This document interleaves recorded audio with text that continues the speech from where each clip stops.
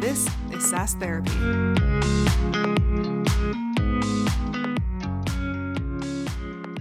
Hi, everyone, and welcome to another episode of SaaS Therapy, the show where we help you save your most important business relationships, your customers.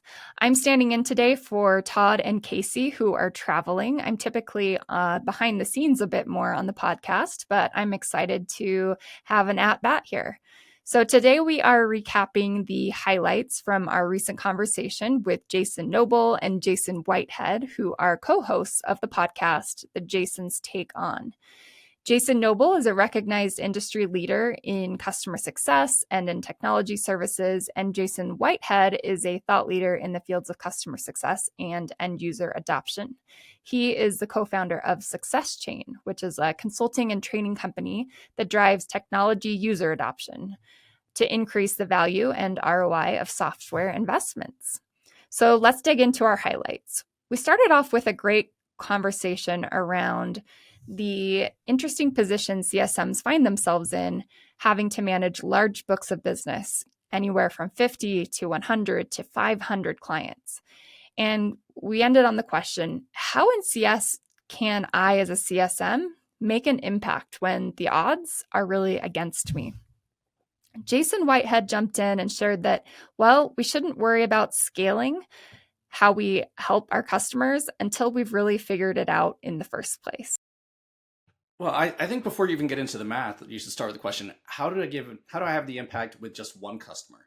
And what I'm finding is a lot of CS teams, they don't have the expertise or the methodologies or the content or the approach right to even have the right impact with one customer, let alone try and figure out how to scale it out to 200, 300, 500, whatever it needs to be. And what I've consistently found, and obviously I'm biased because this is sort of my passion area and focus area is, the product's the same for every organization that you sell it to. It's the people in the organization that are different. So why is it some customers are successful with our product and some others are not? It's what the people in their organization are doing and how they're approaching the product, and how they approach getting their people to adopt the product in a way to create value. And that's navigating change, that's figuring out their processes, figure out their policies, how they train and develop their teams, how they reward and influence their user base. And if they're not addressing those issues, they're not going to be successful in the right way. And historically, what I found, I've worked with a lot of CS teams, as an external coach and consultant. I've recently completed an interim VP project where I was leading a team. And consistently I found is that the folks who are on the front lines, they really don't have the expertise or experience or methodologies to have that big impact with even one customer at the way that they would like to. And then to figure out how to scale it out is a bigger issue. And I think if they can get that right, then the scaling piece is still very much a challenge. But then you can start to look into what are the one-to-many touch techniques? Where can I automate certain things? Where can I use more video? Where can I get to all of those processes? But there's the first step that I think is still missed in a lot of organizations. Next, Jason Noble expanded on this to share that really everything should be as product-led as possible. He said, I want the product to do what it should do. And then let's figure it out from there. Let's figure out what the right points in time are to intervene and jump in. What does good or what does excellent look like? And then how do we replicate that? How many different pieces of software do we use in an organization? And if you think each one of those organizations has a team of customer success managers who will be trying to follow what they've been told is a standard playbook, which will involve potentially what seem to us as a customer, random outreaches that don't serve any value, QBRs or whatever we want to call them, where it's typically focused on they want to show me their metrics that means something to them. I don't have the time to do that. Do I have the time to do that once? Maybe, but my time's valuable trying to do what I'm doing. So I go back to my first point, what my goal is I want the product to do what it should. And that becomes the challenge. And if I need help, I as a customer know then that I've got someone that I can reach out to when I need help, whether it's support, training, but I've got that contact. But I also want the provider to reach out to me at the right points. And that, I think you can automate that and scale that. So again, as we said, when you know what good looks like, but know what the customer journey really looks like. When will I struggle? When I do this, what does it mean? What I'm seeing too much of today is they're clearly digital playbooks. You'll get an email from a CSM out of the blue about some feature that right now is irrelevant to me. Don't send me that. But that right now is happening more and more. And I think to Jason's point, what we're seeing is the guys on the front line perhaps don't have that experience that we need. We've got a great team of people that have got the right want, the right willing, the right attitude, but they don't have that kind of more senior experience. And what I'd like to see is those teams evolving and changing to understand what businesses really need. And I think there is a gap. If I'm selling a product, but do all my customers want the same outcome from that product? Probably not. How do I, and when you scale that up to tens, hundreds, thousands, you can't do it through personal relationships. You've got to do it through the product. So how do we augment the product as CS professionals to help do what the product's meant to do? Next, we asked the Jasons, well, what are the really, truly most important elements for a CS person to focus on? Instead of inundating somebody with meetings and resources, links to articles or videos, what do we do to really refocus and provide the things that are really going to move the needle for the customer, really deliver on what the customer wants? Jason Noble shared that, well, we have to really understand what the customer's desired outcomes are in the first place. What is that piece of value? I think for me, the really cool thing is understanding what those outcomes are. And they need to be captured somewhere. Someone needs to have that conversation. Now, it may be through a sales process. Is there a sales team involved, and can we capture that and articulate it the right way? And is that fed through to the rest of our team so they understand what are those value moments that our customers want? And that then helps us, if we know what they are and we can define when they've reached a value moment, we can better target any digital communication that may be more automated. The challenge again well, what if there isn't, what if it's a more automated product led sale? But you can still, I think, even thinking about it, you can still capture what are you trying to do? It's a simple question.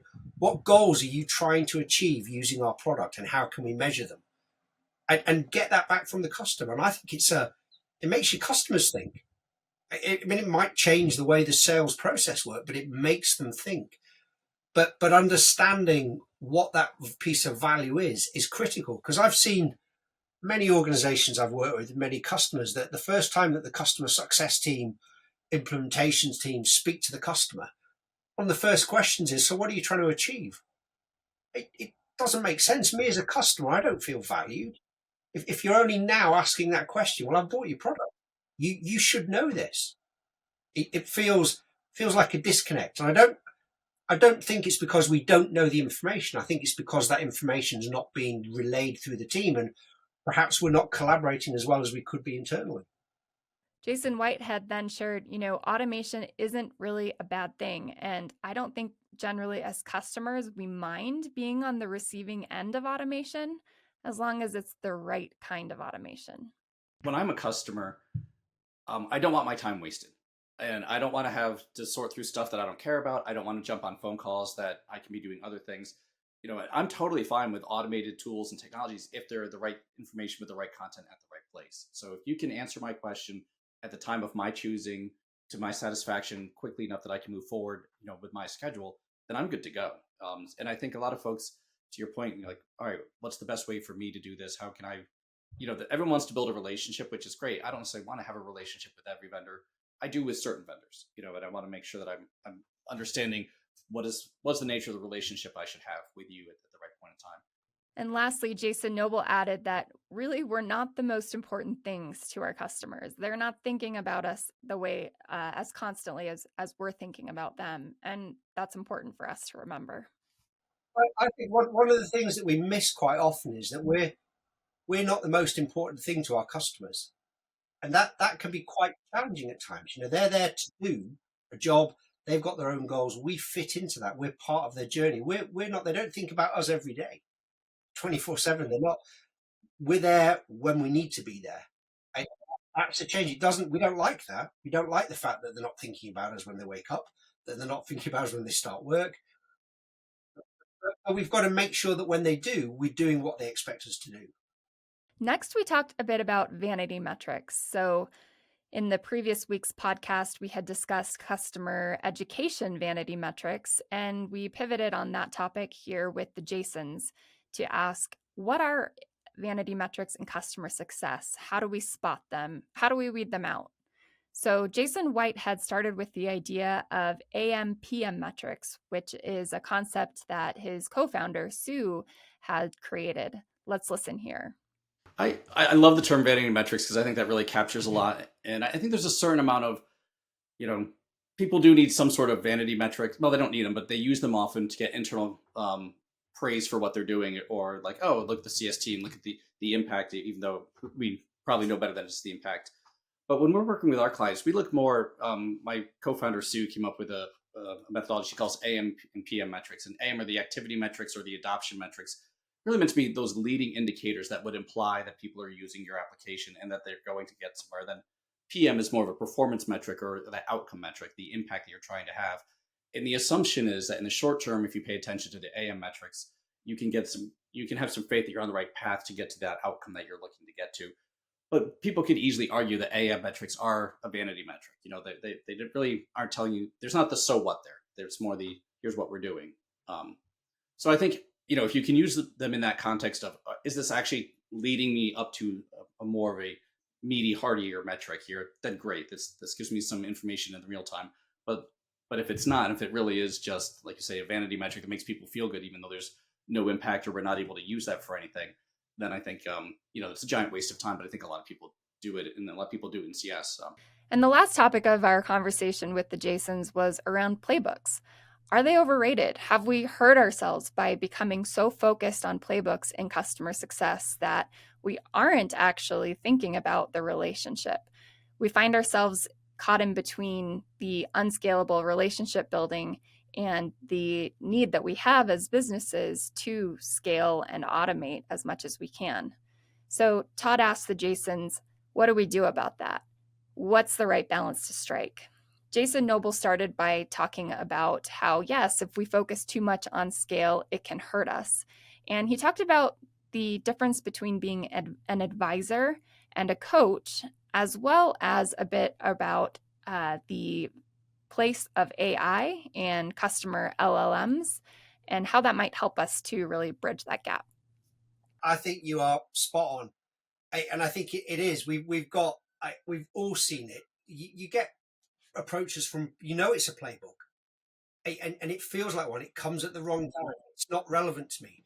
No one's paying attention to what I'm doing. No one understands me, and that is standard. And you're absolutely right about CS leaders. We've built a playbook because, hey, this is about scale, and we passed it on to our team. And quite often the team are given no empowerment to, well, step in when you need to, adjust when you need to.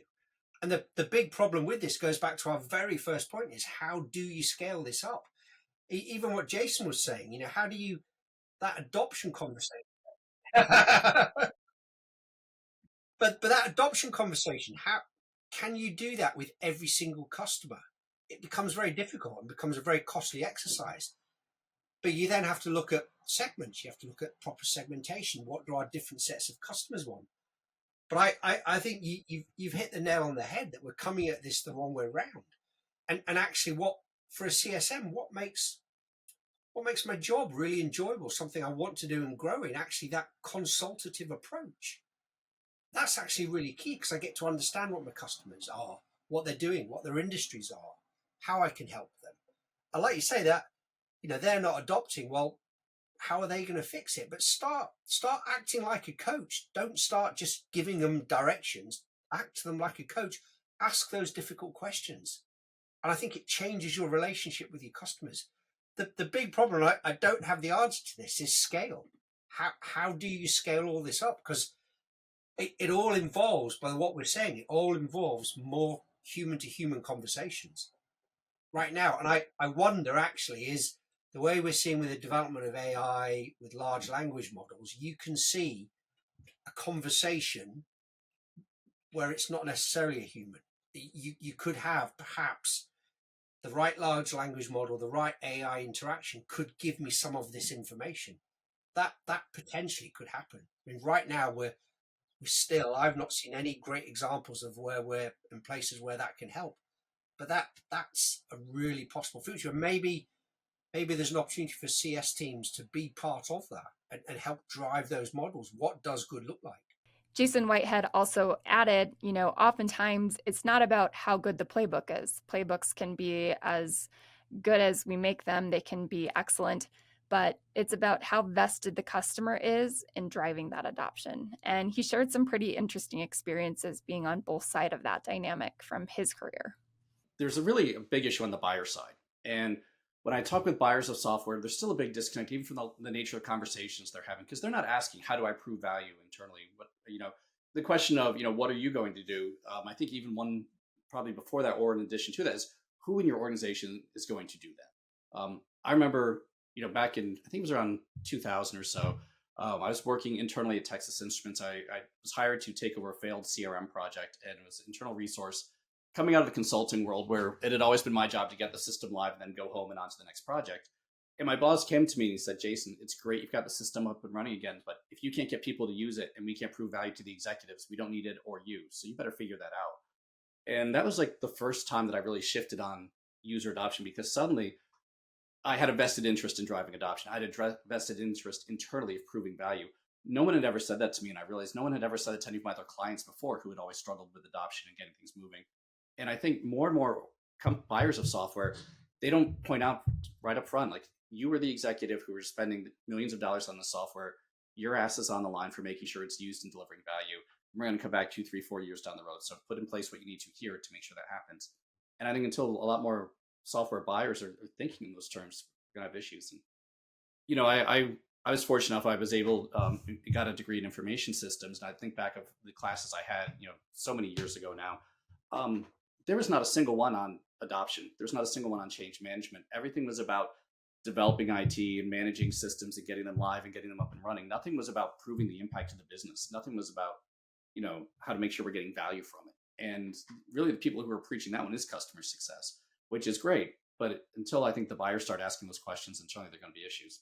And then Casey, I think, also I love the question about the playbooks, because I agree, like, a playbook is not an end all and be all. And I think there are very few people, whether it's customer success staff or on the customer side and the buyer side, who know when the playbook is wrong or doesn't apply to them and when to deviate from it. So when do you start to question, is this the right playbook for us in this context? And I think, people need to have that elevated experience level and thought level to really say, is this going to be the right thing for us to get what we need? We loved having the Jasons on the podcast. We were left with the question, really, who's the coach and who's the player? And how do we play the best part in that dynamic? Don't forget to check out the Jasons podcast. It's called The Jasons Take On. And we hope you'll join us again here next week, back to our regular programming with Casey and Todd on SaaS Therapy. Thanks, everyone. Have a great week. SaaS Therapy is brought to you by Brainstorm, the SaaS platform for SaaS adoption. Learn more at brainstorminc.com.